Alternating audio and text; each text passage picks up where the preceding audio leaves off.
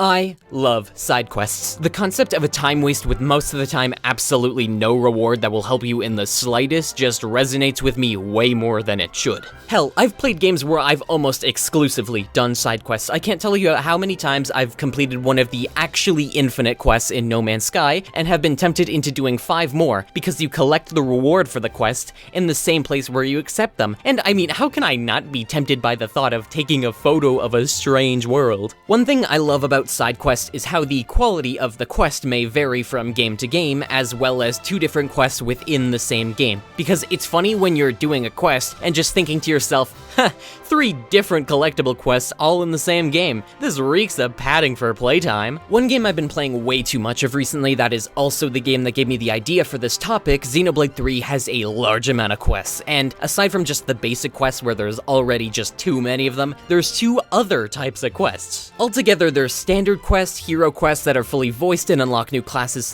/ characters, and fetch quests where you airdrop the items to the recipients. All in all, the side quests in this game make up just shy of 100 of this game's 156-hour completion time, and I love that. I just love how there's no point to side quests other than killing time and sometimes getting worthwhile rewards you can always live without. And there are still countless games without side quests and games where you may not realize they're side quests that are still solid games, which just makes it weird that they are such a staple to games even though they rarely contribute to the main story or provide much of a unique experience to what you have already done up until that point. Sometimes it's just more fun to ignore side quests. Do you think any old Spelunky 2 player looking to beat the mermaid rather than just go to the cosmic ocean is losing sleep over the fact that they're not getting the eye, killing Dracula, making it to Tusk in time to see whatever the hell is in the room next to her, or any other of the optional objectives in this adventure? Cause I think they're sleeping heavier than your dog on the couch when you're trying to slide the fat fuck a mere foot over so you can squeeze in next to him. So even when you don't do side quests, they're still fun because ignoring responsibility equals catharsis. Whenever an NPC had a little purple dot over their head in Dragon Quest XI and was calling to me being all, "Oh traveler, wouldn't you like a recipe for a shiny new weapon?" I was just like, "Oh, don't you worry your stupid reused asset of a face. I've got enough equipment to last me and would like to put all my focus into the 120-hour story. Good day." It's kind of ironic how a person could shirk their real life responsibilities to play a video game, and then in that game where you probably play the hero, someone can come up to you on the side of the road and be all,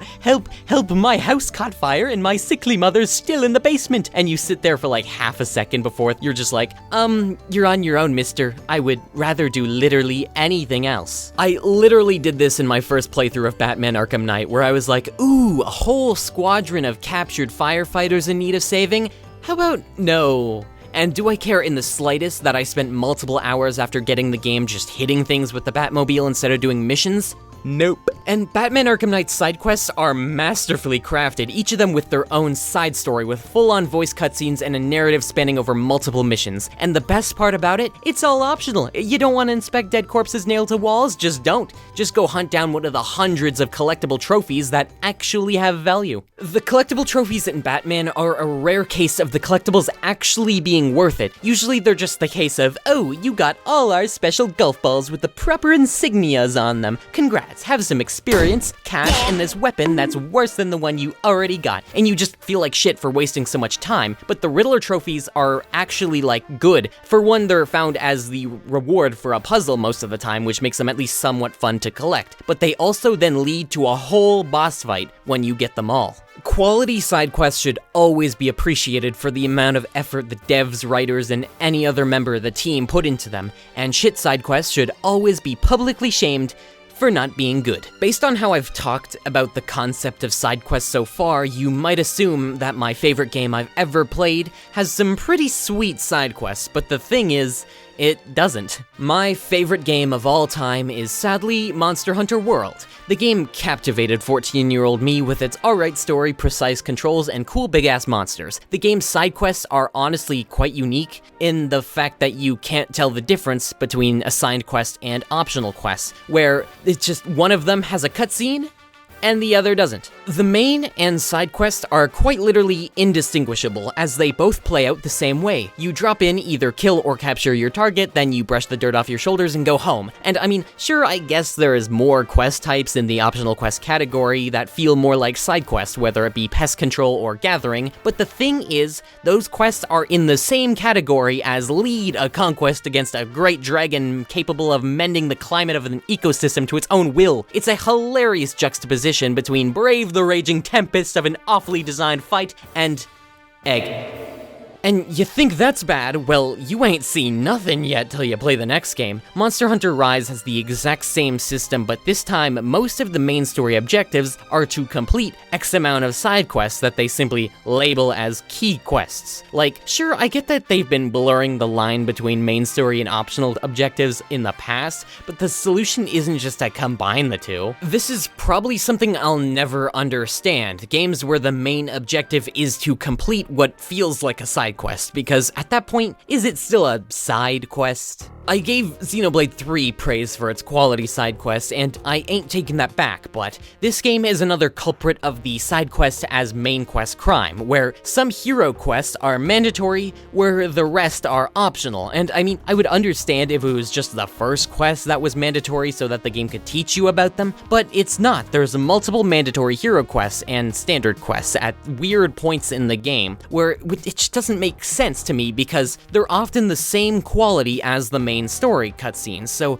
I don't get why they don't just label them main story quests. There's no point to side quests, but they're still there for when you're feeling like moving at a slower pace and venturing down a side path. But if they're all of a sudden the main quests, is it really side quests? Quests to do on the side? They try to get away with this by changing the name of the quest categories from things like optional quest and side quest to things like village quests and standard quests, but we still know what they are. They're not fooling anyone, because there's then categories for main story quests and urgent quests, and if a quest isn't main or urgent, what else could it be but side? It really doesn't matter, because like side quests, you can choose to ignore this topic all you want and the world will still spin just the same. But also like side quests, I have chosen not to ignore this unimportant technical oddity. Yeah, I really just chose to put that quick rant in a video about praising side quests, just like how I choose to do more side quests in games than any person I've ever met. The fact that you get to choose whether or not you do the quests is what makes multiple playthroughs of the same game more unique.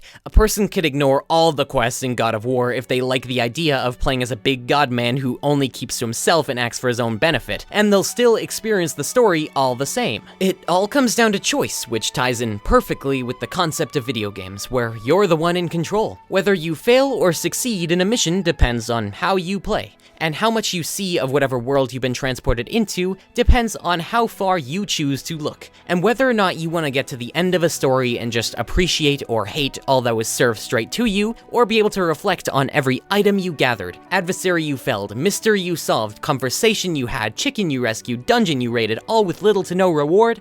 It's all up to you. And that's the beauty of side quests. See you around. Unless I don't.